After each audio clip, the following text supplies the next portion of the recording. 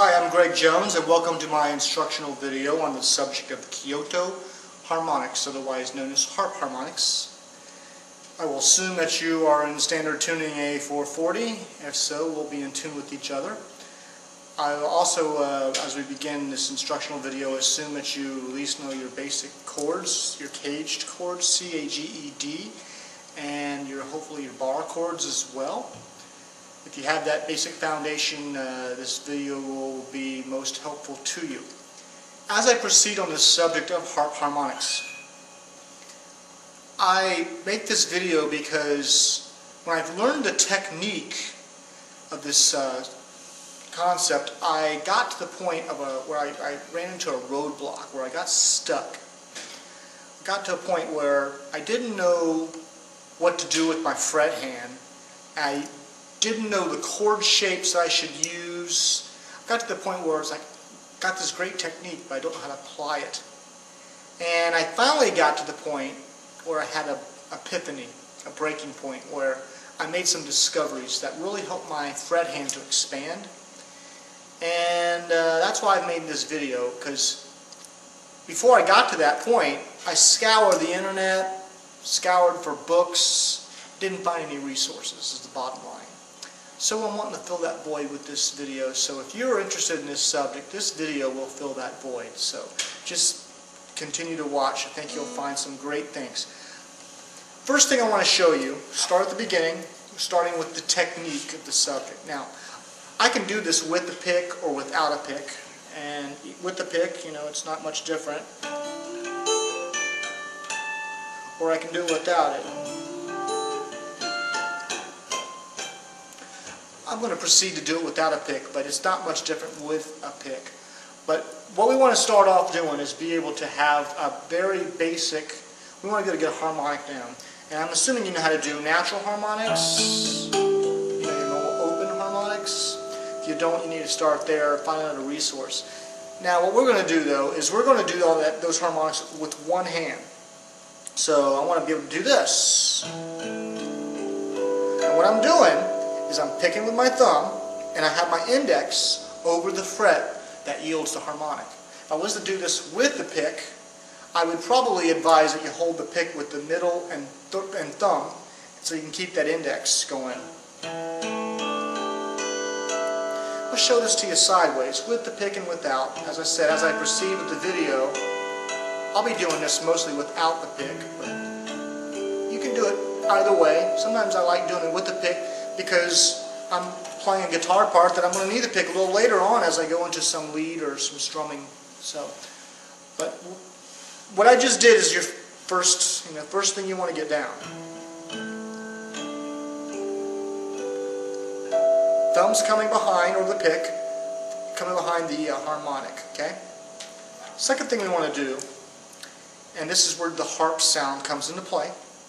So I want you to do on the 12th. We're on the 12th fret, by the way. I want to do that same thing, but this time I want to combine the harmonic with an open string. For instance, I might start with the open D and then hit my E harmonic. And those notes are next to each other. It's kind of like going, doing that, okay? Those are close-voiced intervals. It's a close-voiced interval. And that's what is part of the key to the harp harmonic effect. That harp sound comes with those close voice intervals, not a far away interval like, you know, that's not the harp sound, right? That's the sound we want. So you're getting that by open D, and then when we do the harmonic of the E, that E, because you're making a harmonic, gets an octave higher, so it's right next door to that D pitch. If I didn't do the harmonic, it's just, you know, and those are far notes. We want closely voiced notes, okay? What that pattern I just did, 4th string and 6th string, I'm alternating between picked note, and I'm picking with that 3rd finger. You could use 3rd, 4th, or 5th finger, and I'm doing the harmonic, and I'm letting the notes ring. I'm going to continue that pattern and ascend the guitar. So 4th string to 6th string, always alternating between picked note or finger note and harmonic note. So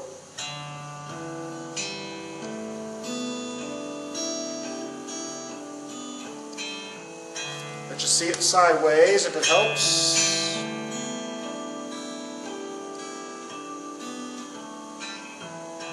With the pick, just so you can see, I would do, let's see, I would do,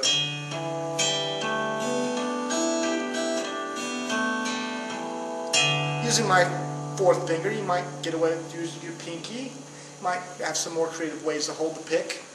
It's definitely a little easier, I think, without the pick, and that's not a reason why I'm doing it that way right now. But I got nails, and that nails help. The nails help, but you don't have to have nails to do this. But that's the sound right there. The other thing you could do, a variation of that exercise, is to, instead of skipping one string, which is what we were doing, skip two strings. To do that, you're going to start with the harmonic instead. And then you go to skip two strings to the open G. Okay?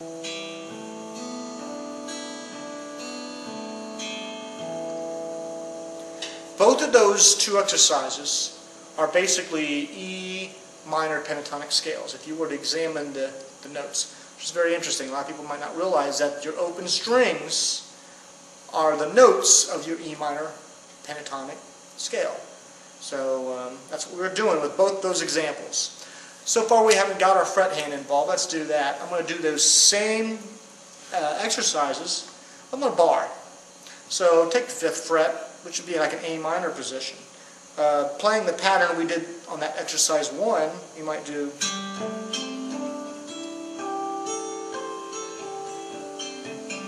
Playing the pattern I played on exercise 2. Okay? So it's very simple. Now this is movable because I got my fret hand involved. I'm not stuck in the key of E minor. Something else that I tend to do, and what you'll see me doing throughout this whole video, is if I want to keep extending the passage, but I've run out of string pairs, I'll get to the point where I'll stop alternating between pick note, harmonic note, and I'll just start playing consecutive harmonic notes. On that last exercise, it would be like this. Harmonic, harmonic, harmonic. So I did 3 consecutive harmonics to get some more notes out of it. So that's the basics of the technique, and that's kind of the place where I got stuck. And the reason I got stuck was because I got locked in that mindset of alternating between the pick note or the finger note and the harmonic note. But if we break out of that mode and remember that the key to this sound is the close voicings, sometimes I'm going to have to pick 2 consecutive notes to do that. And if I can do that, it can free me up for more shapes, and that's where I want to take you. So this from here on, for this next section of the video, I'm going to take you through showing you how these harmonics apply for the same key, covering the whole fretboard.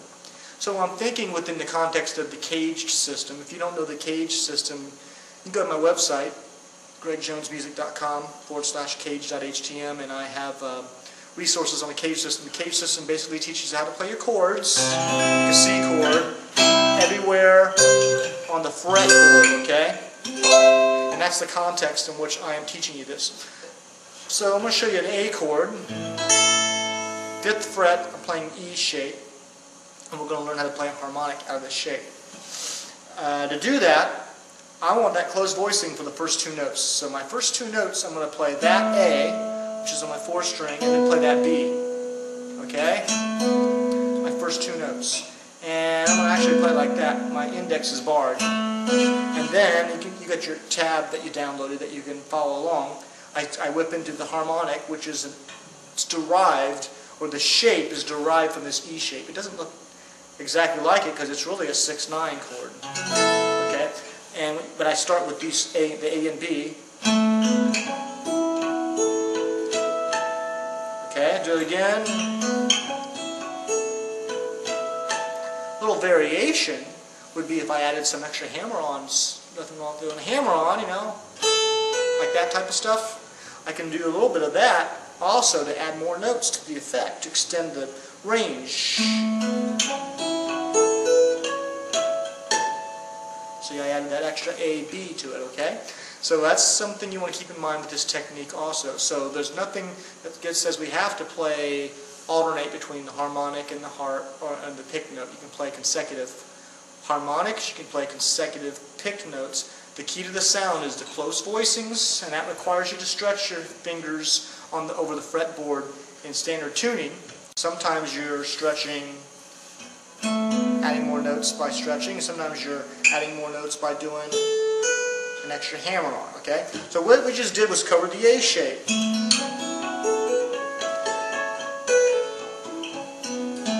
And coming backwards, I did another hammer on. Okay, if I keep going with the key of A major, E shape connects to the D shape. So here's the next exercise that covers your D shape.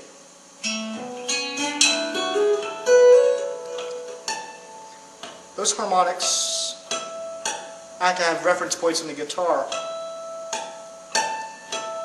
Kind of hard for me to see them, but there you go. It's a pretty sound. Okay, that was the D shape. Let's go on to your C shape. Now I'm going to run out of room because you get too high and you're in trouble on an acoustic guitar. Electric guitar, you might have a little more reference points because you get pickups, which you can use as reference points to know where to place the harmonics. So I'm going to switch keys. I'm going to switch to key of E major, thinking C-shaped chord on, which is this one. Pinky root is at my 7th fret. Okay. What I'm going to do is, you got your tab. I could add these two notes. See, that's a nice technique in it.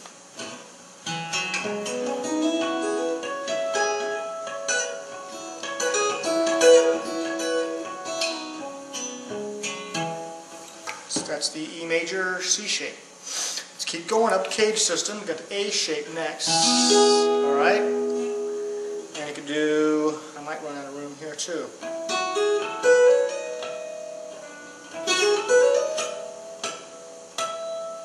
Right there, so I want it. So, not bad, is it? So that's one of your A shapes, okay? I could also just take that part of the A shape, take that bass note out. I'm going to slide it down. C, so we're in the key of C now. I'm only going to play it from here, from that bar. So it's basically like that bar one that we were doing earlier. Earlier exercise we did.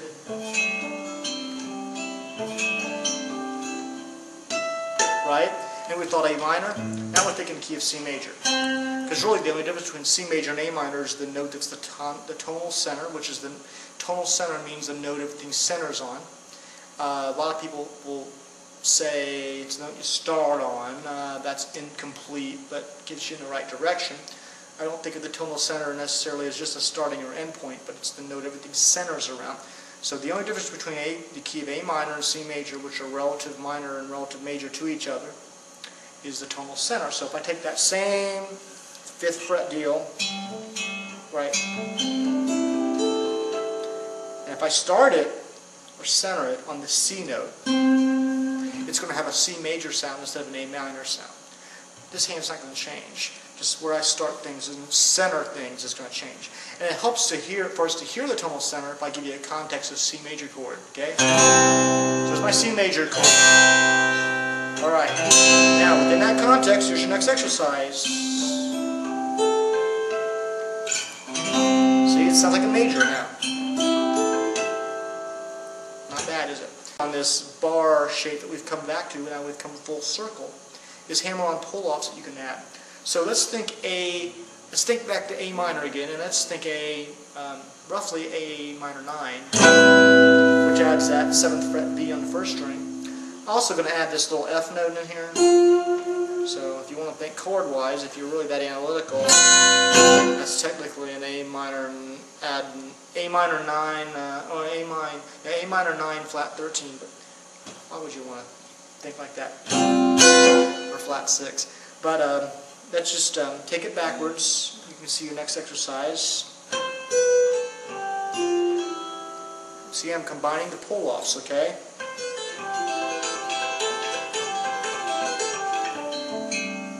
See?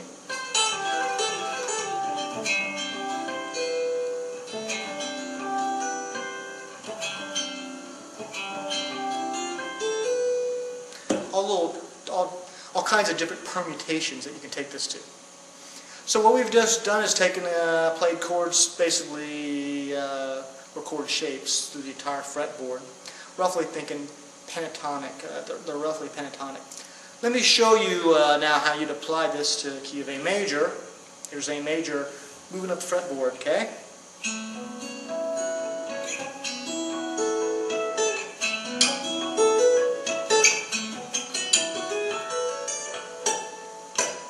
And I can even keep going if I can get those harmonics going. That's where I have trouble on the electric guitar. But that's the idea. You want to be able to play this and move it up and down the fretboard, because you never know what key you're in. You never know where you're going to find yourself starting out on the fretboard. This technique really works well with the minor chords as well. I've taken you through the majors up to this point, although I did show you that one minor 7th chord, you know. But you might want to be able to take this and expand the mileage to like an A-shaped minor chord. Alright, now this is very similar to the C shape. C shape, if you remember, I'll go back to E major just to keep everything just like we did earlier. E major, C sharp minor, which is the relative minor to E major, is the same, pretty much the same group of notes, but you want to center it on, or give the tonal center to C sharp. So you're going to start on the C sharp. You start on, and then you do that hammer on, right?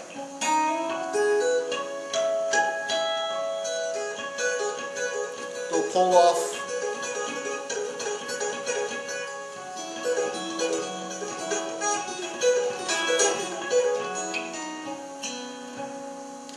Centering it on that C sharp changes it from sounding like a C sharp minor as opposed to E major, because it's pretty much the same shape. Okay, so those two minors should get you as far as you need to go. If you really want to do a D shape minor, you know, you could do that too. I don't do this one very often, but it's possible. So that's got a minor sound to it also. This next section of the video, I just want to take you into some other additional chord shapes that I found that seem to work really well. Earlier I played, we started on that E-shaped A chord, 5th fret, and what we played was, you know, right? I'm sorry. And I said that's roughly a 6/9 chord. There's your full A6/9. Very jazzy. 6/9 chord's pretty cool in guitar. You can change the bass note from A to D, keep all the other fingers the same, and now I got a D6/9. So this is another great place for them. These 6/9s really work really well with this technique because they yield the notes of the pentatonic scale. Now we're not locked down to thinking pentatonic, and that's why I'm taking you to some of these other chords. For instance, D major 9. Sounds like the sound of jazz, right? That works really well for harmonics.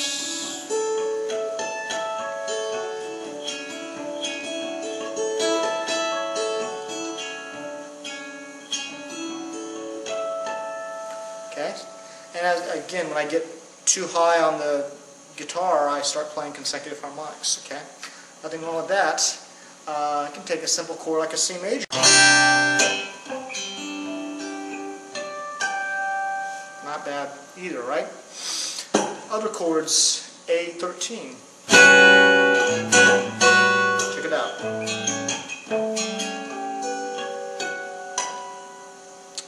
So that's a great one to try. D minor 9. Check it out. Well, how about a D7 sharp 9, the Jimi Hendrix chord? Right? King's X does it a lot too.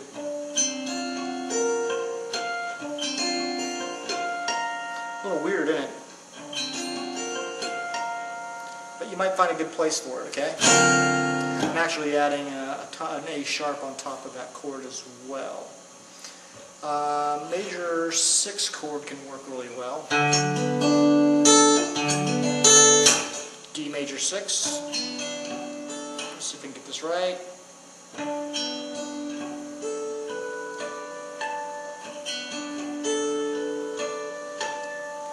Not bad. How about take your C major chord, your regular open C, move it up 2 frets, and make it harmonic.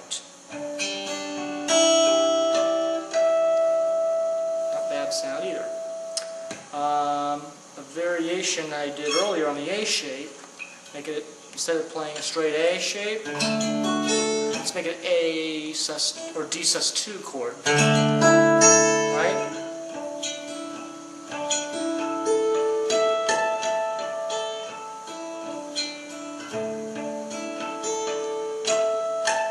Those sus2s, the add9s tend to really work well, okay? Anyhow, I hope you've gotten something out of this instructional video.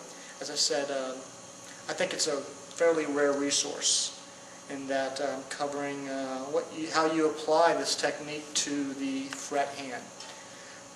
If you like this video, if you don't like it, either way, give me some feedback, let me know. Send me an email to greg@gregjonesmusic.com. I hope and plan on putting out some more instructional videos as well. So until then.